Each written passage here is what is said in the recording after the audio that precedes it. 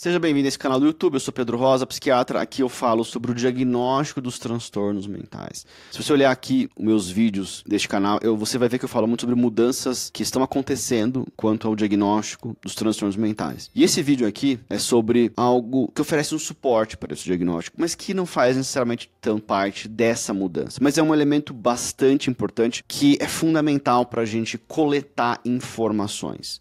A gente precisa ter uma estratégia de entrevista válida, técnica, na nossa prática clínica, para conseguir ter um bom diagnóstico. Então, o tema desse vídeo é sobre a entrevista clínica para os transtornos mentais. A formação dos profissionais de saúde mental, via de regra, envolve psicopatologia, envolve entender as funções psíquicas, consciência, atenção, memória, senso-percepção, pensamento, volição, afetividade, psicomotricidade, etc. Tudo isso é absolutamente fundamental. Só que falta o outro lado da moeda. Falta entender como que a gente conduz uma conversa clínica. Como é que a gente conduz essa conversa técnica. Porque a nossa conversa com o nosso paciente, ela não é uma conversa, não é um bate-papo. Não é que a gente vai só bater um papo com a pessoa e a gente vai percebendo as nuances da psicopatologia e agrupa essas nuances em entidades nosológicas. Pega esses sintomas e sinais, agrupa em síndromes, vê o que encaixa ali melhor no DSM, escolhe um tratamento e aplica. A gente precisa compreender que a maneira como a gente conduz essa entrevista tem um impacto muito grande sobre as informações que o paciente nos traz. E também tem um impacto muito grande sobre a relação terapêutica e em como que a gente constrói um vínculo com o paciente.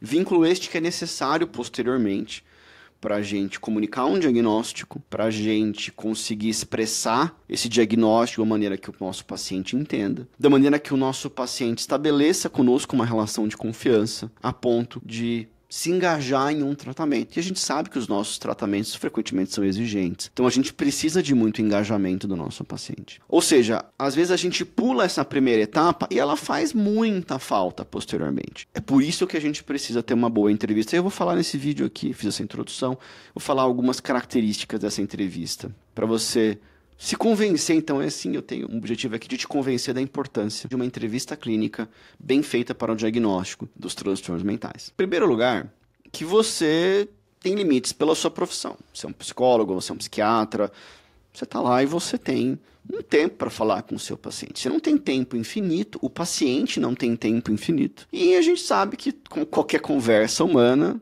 essa conversa começa, ela tem um meio e ela tem um fim. Como é que você começa uma conversa? Como é que você engaja um paciente? Como é que você recebe um paciente? Vamos lá. Para a maior parte das pessoas, ir ao psiquiatra ou ir ao terapeuta é um evento de relevância considerável. O indivíduo fica pensando no que falar, ele fica pensando no que ele vai ouvir, ele fica pensando em como é que vai ser esse profissional que vai recebê-lo. Então a gente precisa, de alguma maneira, receber esse paciente de uma forma que ele se sinta acolhido, que ele se sinta aberto a falar das coisas dele, da intimidade dele, do que acontece, das vivências que ele tem, para que a gente possa ajudar essa pessoa. Fazer isso de uma maneira técnica, portanto, faz todo o sentido.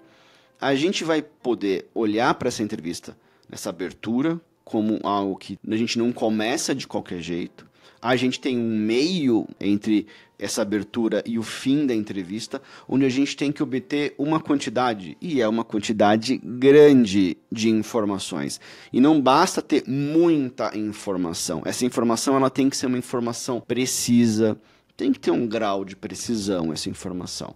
Se for tudo muito vago, a gente vai ter um diagnóstico vago. E a gente não quer um diagnóstico vago. A gente precisa de uma informação, portanto, que seja uma grande quantidade sobre muitos temas. Essa informação ela tem que ser válida, ela tem que ter uma coerência com o que concretamente acontece na vida dessa pessoa, nas vivências que esse indivíduo tem, e ela tem que ser uma informação que a gente consiga organizar. Para a gente obter essas informações, a gente precisa usar técnicas de informação, a gente tem técnicas para obter do paciente, para guiar o paciente de uma maneira que a gente consiga recolher e receber essas informações. Esse é uma segunda etapa. Essa é uma outra informação para você. A gente guia a entrevista. A entrevista não é solta. Não é o paciente falando livremente por 45, 50 minutos em uma consulta, ou, como muitos psiquiatras gostam de fazer, deixa um período bem mais longo para a primeira consulta. Não é assim que funciona. É claro que alguns pacientes precisam ser menos direcionados, mas muitos pacientes precisam ser muito direcionados. E como é que a gente faz isso de uma maneira gentil, polida, que não estrague nosso vínculo com o paciente, mas que ajude a gente a obter as informações? Tem técnica, tem jeito de fazer isso. E uma terceira informação para você sobre entrevista, eu já mencionei aqui, que é um vínculo. A entrevista também serve para a gente consolidar um vínculo com o nosso paciente. Esse é um vínculo que envolve empatizar com o nosso paciente. Significa o nosso paciente perceber que ele está na frente de um outro ser humano, que você não é um burocrata, que você não é meramente um indivíduo que está lá para ouvi-lo e prescrever um remédio, ou ouvi-lo e não dar nenhum feedback, não falar nada para ele. Tem um ser humano lá na frente dele. E é assim que a gente constrói um vínculo com a pessoa. Esse vínculo também tem um componente do paciente saber que ele está conversando com um profissional. Esse profissional tem conhecimento. E esse conhecimento, ele é um conhecimento útil. Esse profissional tem uma opinião técnica sobre aquilo que o paciente falou. Essa não é meramente uma opinião de um amigo, não é uma opinião de um parente, não é uma opinião de um chefe, não é uma opinião de um professor, é a opinião de um profissional de saúde. Esse profissional de saúde vai dar uma opinião técnica sobre aquilo. O paciente que se sente ouvido, acolhido, empatizado, validado e que entende que ele tem um ser humano na frente dele, tende muito mais a ouvir essa opinião técnica. E essa opinião técnica, ela serve para a gente construir uma aliança para um tratamento.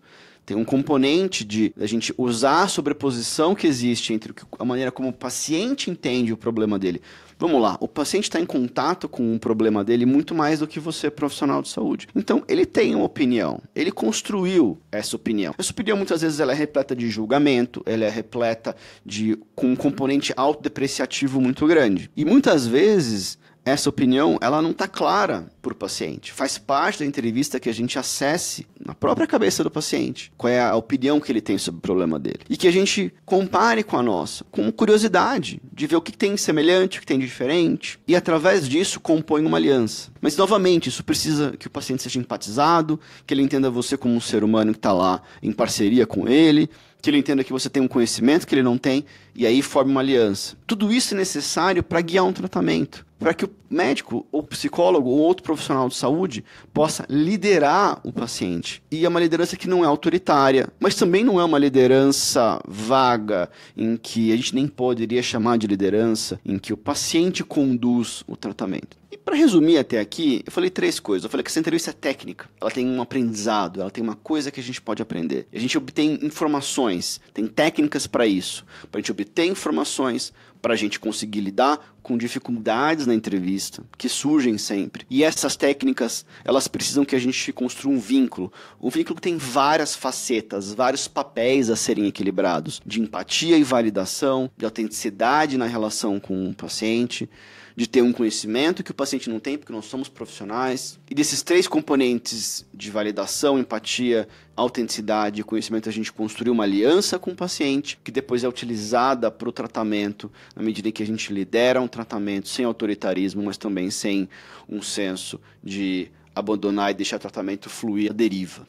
E a ideia aqui é que essa entrevista possa ser aprendida, que ela possa ser ensinada por alguém. E eu quero que você conheça aqui, se você é profissional de saúde, a Academia Diagnóstica, é um local onde eu reuni todas as aulas que eu já gravei até agora. A gente já tem 40 horas sobre o modelo unificado, o tema do vídeo anterior, modelo unificado, transtornos mentais, mas que tem um curso sobre entrevista, um curso sobre entrevista clínica para os transtornos mentais. Esse curso, ele é um curso baseado em um livro muito importante que eu vou mostrar aqui para você.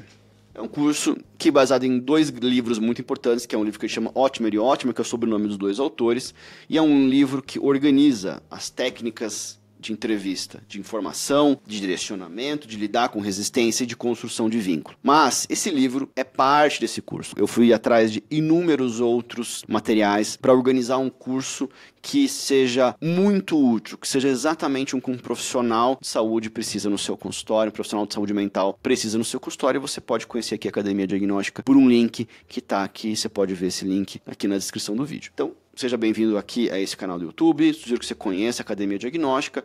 Segue aqui o canal para você poder receber notificações de novos vídeos, tem um sininho. Obrigado pela audiência e até a próxima.